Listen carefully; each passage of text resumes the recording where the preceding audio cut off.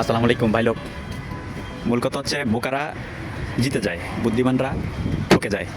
তার একটা কারণ হচ্ছে আজকে হযরত শাহজালাল আন্তর্জাতিক বিমানবন্দরে একটা বিশেষ উপলক্ষে আসছি। আমরা তো ভাই আসলে যারা বিদেশ নিয়ে কাজ করি, প্রবাসী ভাইদের স্বপ্ন পূরণের জন্য কাজ করি, কারো ফাইল নিয়ে যদি জমা নিয়ে যদি কাজ করে দিতে পারি আলহামদুলিল্লাহ গুড, না করে দিতে পারলে সর্বোচ্চ চেষ্টা করার পর ওই লোকের যদি রিজিক নসিব কিসমত না থাকে তবুও কিন্তু আমরা কারণে ভিলেন হয়ে যাই। তো কিছু গল্প বলবো, সফলতা ব্যর্থতার গল্প। আমি আসছি মূলত তিনজন ভাই পর্তুগালের এম্বাসি ফেস করবেন, পর্তুগালে ভিএফএস ফেস করবেন আপনার মার্চ মাসের 3 তারিখে। তো ওনাদের ফাইলগুলো ক্রোয়েশিয়ার জন্য নেওয়া হয়েছিল, ক্রোয়েশিয়া বন্ধ, ওনাদের অনলাইন হয়েছিল, পারমিট আসবে, এমত অবস্থায় ক্রোয়েশিয়া বাংলাদেশিদের জন্য বন্ধ হয়ে গেছে। তো দেখেন ভাই, অনেকগুলো লোকের চেষ্টা করছি, দেখা গেছে যে ক্রোয়েশিয়া বন্ধ হয়ে গেছে। এখন একটা দেশ বন্ধ হয়ে গেলে তো আমাদের কিছু করার থাকে না, কিন্তু মানুষের কাছ থেকে টাকা পয়সা নিয়ে যখন টাকা পয়সা লেনদেন করা হয় ইউরোপে, সেই ক্ষেত্রে কাজ না হলে কিন্তু ওই টাকা আটকা পড়ে যায়।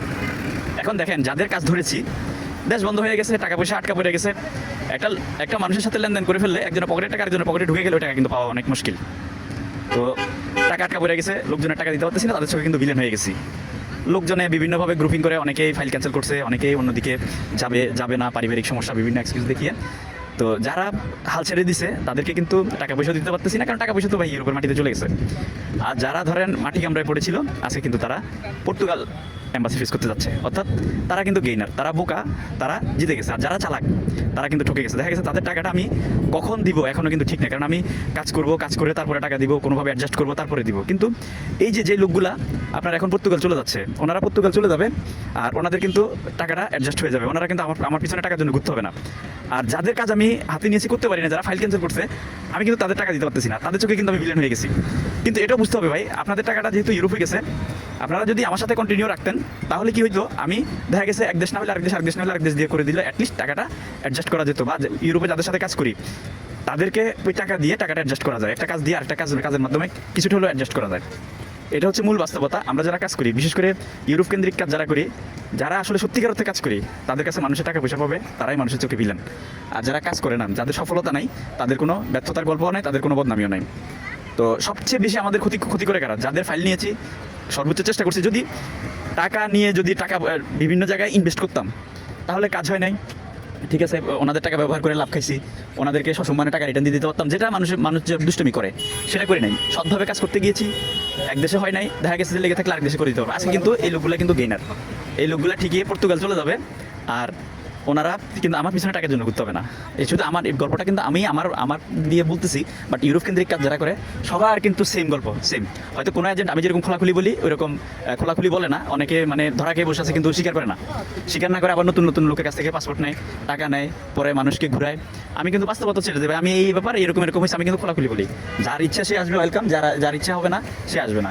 কিন্তু মানুষকে ভোগান্তিতে রেখে, মানুষকে কষ্ট দিয়ে, বাস্তবতাটা লুকিয়ে রেখে কষ্ট দেওয়ার কোনো মানে হয় না, যুক্তিকতা নেই। এখন হচ্ছে বর্তমানে হচ্ছে ম্যাসিডোনিয়ার কাজ করতেছি আলহামদুলিল্লাহ। ম্যাসিডোনিয়াতে আমাদের দেশ আসলে নাই, কাজ করা মানে কাজ জানা লোকের খুব অভাব। তো এখন কোম্পানিগুলোর ডিমান্ড হচ্ছে যে কাজ জানা লোক লাগবে। আমরা কোম্পানিকে কিন্তু বলি না যে ভাই ওই লোক কাজ জানা না, আমরা সাথে সাথে কোম্পানিকে কাজ জানে বলে ফাইল সাবমিট করে দিচ্ছি। যখন আপনার ডকুমেন্ট আসতেছে বা অ্যাপ্রুভাল হচ্ছে, তখন কিন্তু ট্রেনিং সেন্টারে লোক ভর্তি করে দিয়ে স্কিল ডেভেলপ করে নিচ্ছি, বেশিরভাগ কনস্ট্রাকশন রিলেটেড কাজ। তো যাদের কাজ করতেছি আশা করি ইনশাল্লাহ সবাই গিয়ে বরাবর 100% কোম্পানি পাবে, কাজ পাবে। কিন্তু একটা সমস্যা, যে সেটা হচ্ছে আপনার গিয়ে কাজ করতে হবে, কাজ জানা লোক লাগবে। তো এখন তো আমাদের লোক তো কাজ জানে না। তো এখন যাদের কাজ চলমান আছে প্রত্যেকে ট্রেনিং সেন্টারে ভর্তি করে দিয়ে স্কিল ডেভেলপ করে নিব, যাতে করে ওখানে যাওয়ার পরে যেন বাংলাদেশিদের যেন বদনাম না হয়। আর স্ট্রিক্টলি কথা বলা আছে, কোম্পানি কাজ না জানলে লোক ফেরত পাঠিয়ে দিবে। তো সেজন্য অবশ্যই কাজ জানতে হবে, অবশ্যই কাজ শিখতে হবে। এটা কাজ শিখাটা হচ্ছে বাধ্যতামূলক। তো এটাই হচ্ছে কথা। যারা আমি আমার গল্পগুলো আমার মতো করে বলতেছি, আপনারা আপনাদের মতো করে বুঝে নেবেন। কারণ হচ্ছে এখানে ইউরোপ কেন্দ্রিক কাজ যারা করে, যারা সত্যিকার অর্থে কাজ করে, দেখবেন প্রত্যেকটা এজেন্সির নামে বদনামি আছে। কারণ হচ্ছে তারা আসলে সত্যিকার অর্থে কাজ করতে গেছে, কাজ করে এবং টুকটাক কাজ করে, মানে সফলতা আছে, একবারে যে ব্যর্থ তা না। যার কাছ থেকে ফাইল নিয়েছে কাজ করে দিতে পারলে আলহামদুলিল্লাহ, না করে দিতে পারলে কিন্তু সেই এজেন্সি তার চোখে ভিলেন হয়ে গেছে।